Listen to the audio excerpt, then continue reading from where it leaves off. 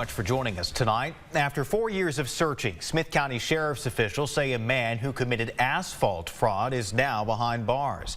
44-year-old Timothy Adams was arrested on several warrants in Florida.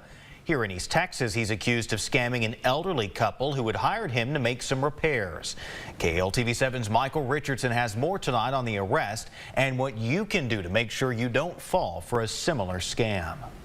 We had 3 warrants out for his arrest, and he skipped town, was not seen for 4 years. The person Sergeant Larry Christian is referencing, 44-year-old Timothy Mark Adams, who is accused of 3 felony theft charges.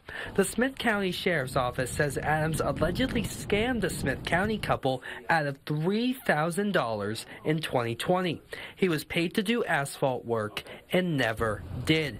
As Christian points out, Adams's case is not necessarily unique. The asphalt cases are one of the more common home improvement fraud cases that we get. Christian says one way to avoid getting scammed is to contact local businesses. Look for local established businesses whenever you're looking to have something like an asphalt driveway, concrete, roof, getting on the Better Business Bureau on their website and seeing if they're a member of the Better Business Bureau. The weather can also play a role in the types of scams. Anytime that we have a bad hailstorm that comes through town or tornadoes or anything, we're going to get a lot of roofers from out of the area. Whether it be fixing roofs or driveways, Christian says to be wary of people that ask for money up front. If a legitimate person comes out to do your asphalt driveway or your roof, they're not going to ask for the payment up front.